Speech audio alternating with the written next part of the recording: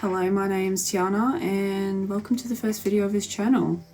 I'm a multi-passionate creative and I like to dabble in different creative outlets like fine art, sculpture, creative writing, photography and filmmaking. And I'm actually studying film at university.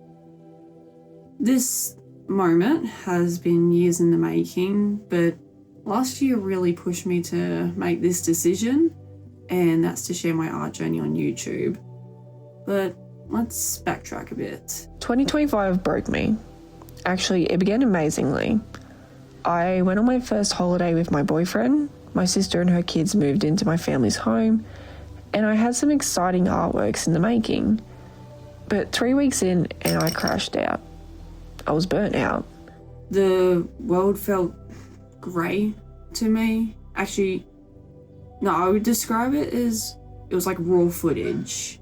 I knew what the colours were meant to be, but they were desaturated, they were off.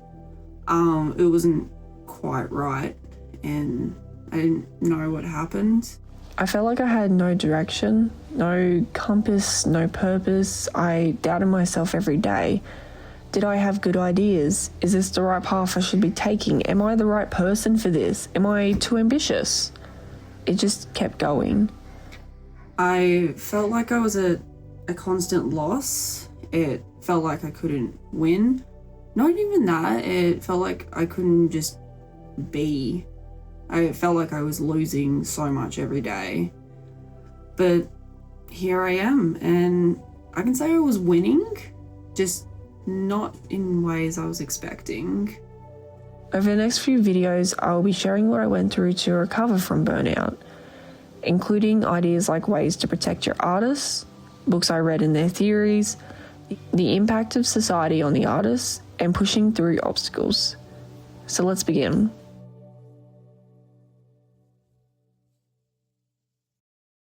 Burnout stems predominantly from prolonged high-stress periods and the lack of rest and recovery periods. Normally, rest and recovery periods are associated with sports and exercise, but it can apply to creative activities as well. The rest part is sometimes the easy part because it includes sleeping. For me, it was easy to sleep, but as soon as I woke up, I would work again. I was skipping the recovery stage. To begin my recovery process, I first had to accept that healing was going to be a slow journey. It was okay if I didn't create art, and I probably wasn't going to make a artwork for a while, but I was still an artist. To begin my reflection, I used the fill and drain cup method. I had to consider what replenished my creative energy and what consumed my energy. I spent a couple of weeks reflecting on this and began to adjust my life with the information I found. My first change was stepping away from social media to remove the pressure of posting, but also just to step away from the negativity. Instead, I had to return to reading, an activity that I found exercised my imagination wonderfully. I began with fantasy series and went from there.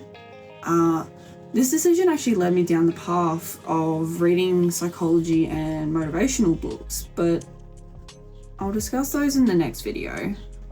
So, what fuels your creativity? What inspires you? What drains your creativity?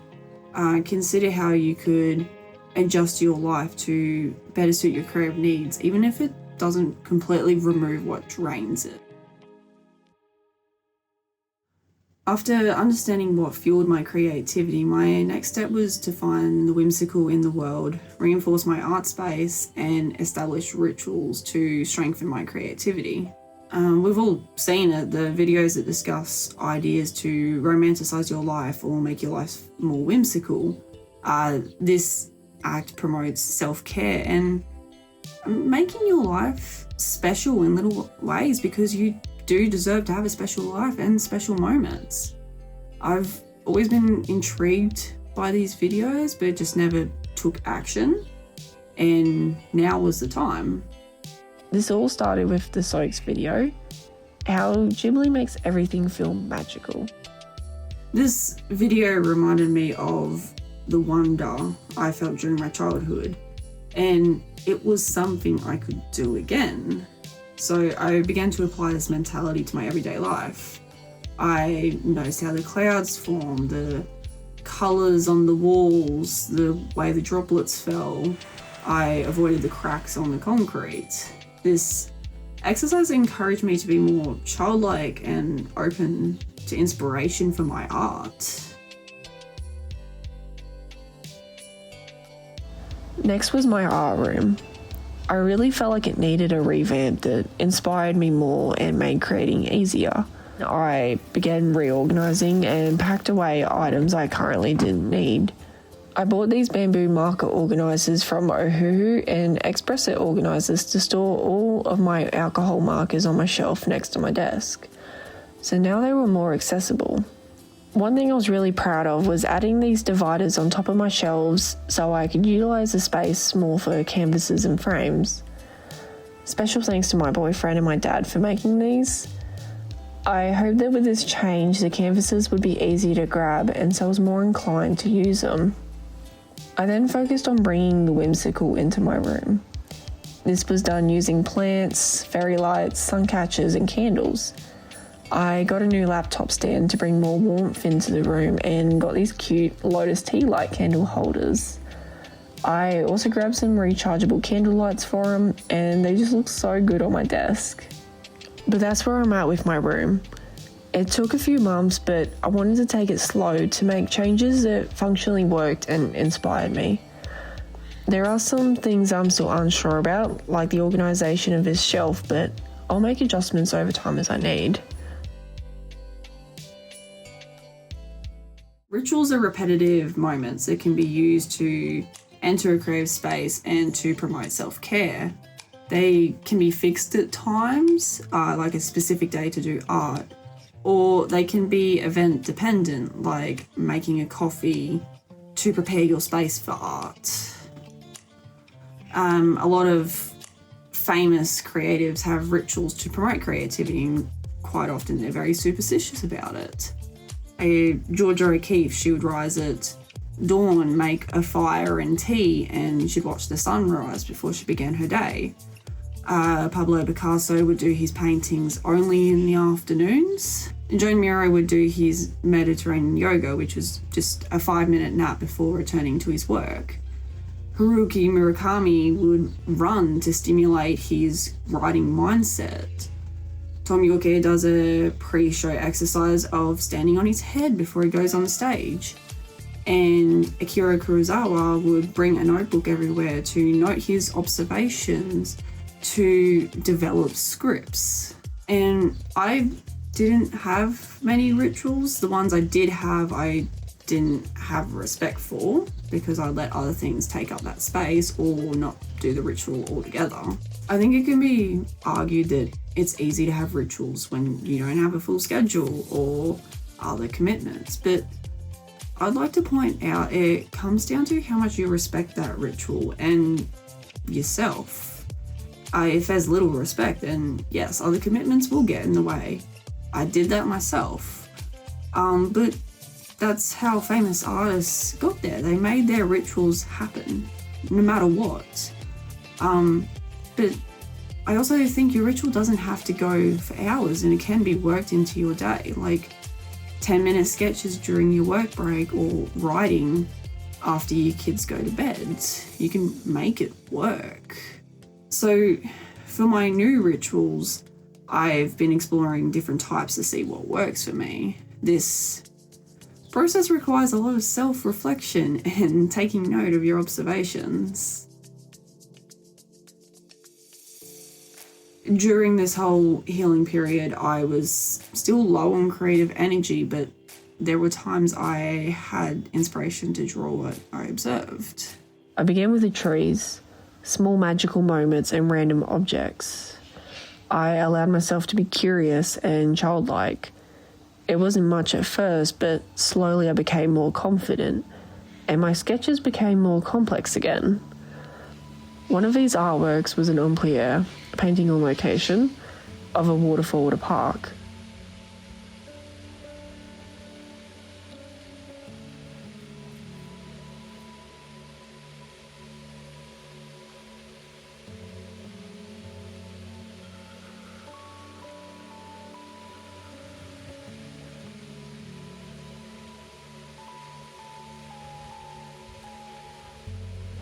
At first I wasn't sure of myself, but I sat in the moment and I took in what I noticed. What could I see? What did I feel? How could I reflect this on the page? I then started with no pressure. It's acrylics. I can always paint over it. I also limited myself with my colours, using only the warm and cool variants of primary colours and different browns. This allowed me to experiment as I mixed the colours to see what I could create with them. I think it's just magical mixing colours because sometimes you can get interesting combinations. There was one moment that really stood out to me. It was when the sun was setting and I had this magical scene before me. The waterfall was warm browns and bright blues, and the pool of water in front of me was this gorgeous ultramarine blue. Framing the whole scene were these plants. I then knew I wanted to reflect this moment in the painting, when the beauty revealed itself to me after I'd waited. I revisited this exercise a few times over the months, and I returned for my final session recently, now a new person. I'd quickly found it apparent that the last time I was with this page, I wasn't confident. My mark making was loose and sometimes vague, but I welcomed the challenge. After some reflection, I realised there was a lot of things I would have changed if I had done this painting again, but I don't think that's the point. Artworks hold emotional weight because of their context. This artwork represents me finding the beauty in the world again, and it was started by someone who felt lost and unsure, and finished by someone who knew her worth and valued herself. I know my journey to here may seem straightforward, but it wasn't. I was stagnant for 6 months before I started trying to perceive things differently. And even though I had made the move, I still had low points and often felt like I was back at square one. Only now am I starting to feel more like myself. Well, the new me. It's also hard to share a journey like this because you're meant to focus on yourself first, not thinking of what to film. That's not recovering. I only began filming when I felt ready to. My journey was also constantly reframing things for me, and so changing this script when I began writing it. I'm conscious I am sharing a deeply personal story with you all, and I didn't want to waste your time. I am gracious you have given me these moments of your life to hear about mine, and I wanted to make sure I told it the best way I could while I can in this moment. But this is just one part of the journey.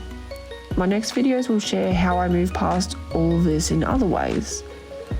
So if hearing more of my story interests you, consider subscribing. I'm still taking this YouTube a step at a time, but I'm excited for this new journey.